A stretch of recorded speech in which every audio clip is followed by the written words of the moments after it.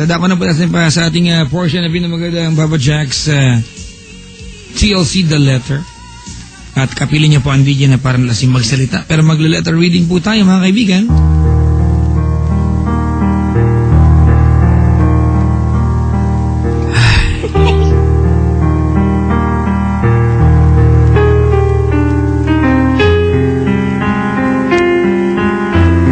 Mga giliw kong taga-subaybay. Dumako na po tayo sa ating bagong portion kung saan nagbabasa po tayo ng mga liham ng mga texters natin na nagpadala ng napaka-corning mga sulat. Mga texters na may load. At dahil nag-text sa 2600, nawala po yung unli nila. Unang sulat mga kaibigan, from Resty. TLC letter. Dear Pang. Anong Pang? First of all, alam mo namang mahal na mahal kita. Kahit na alam kong may BF ka. Yun.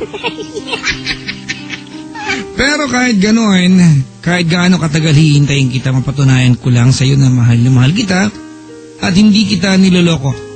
Sana wag kang magtatampo kung iiwas muna ako sa inyong mga tropa ko ngayong pasukan kasi sobra ako nahasaktan pag nakikita ko kayong magkasama. Pero sana maintindihan mo.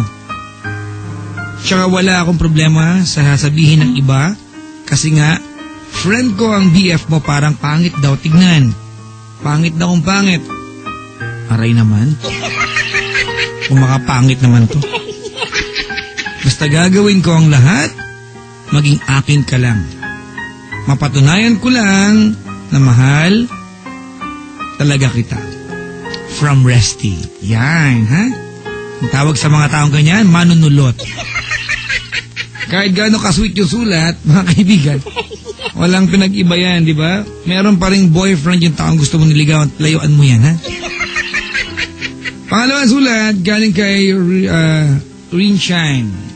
TLC letter, Dear Arnold of Iwatsuki, Japan. Harunane. Di ko alam kung bakit di ka tumatawag sa akin. May nagawa ba akong di mo nagustuhan? Sana ipaalam mo sa akin nang di ako patuloy na umaasa sa relasyon natin. Mahal kita at handa ako magparaya sakaling may iba ka na dyan. I need a closure to move on. Love, Rainshine. Max. Sana narinig ni Rainshine. Ano to? Ni Arnold. TLC letter, Dearest Jed. It's been more than a year since we broke up. Though it's very hard before to accept. I am thankful right now that you did it because now I realize how much I will lose if I'll stuck myself in you. You made me a better and stronger person. Now I understand why our relationship ended. You've been a part of my life and you will always be. Thanks and goodbye. If ever we'll meet again in the future, we both realize that after a long separation, we still love each other. I swear, I'll never let you go.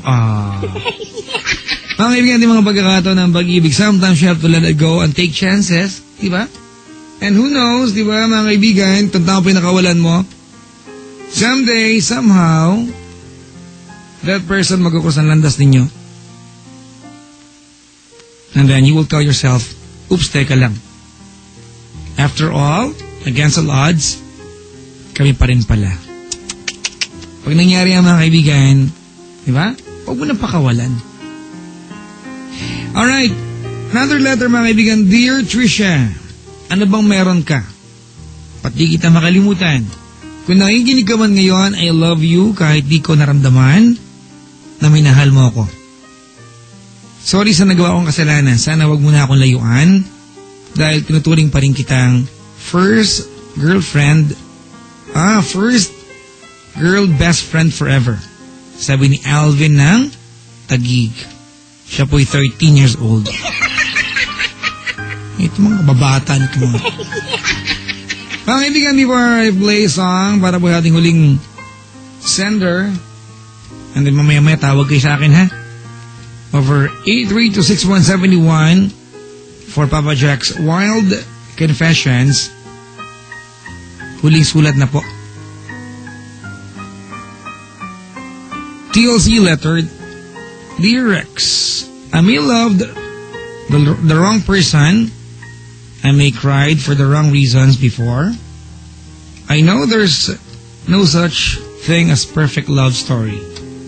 Pero this time naniniwala ako dahil sa'yo. Dahil andyan ka. I hope you won't change and I love you more. Sabi ni Riza. Mga kaibigan, salamat sa pagkantabay sa kabuuan na aking programang TLC. That's True Love Conversations. Usapang strictly for the hearts, mga kapatid. Tawag po sa akin mamaya-maya ng bagya for Papa Jack's Wild Confessions. Para po sa inyo lahat, coming from Bread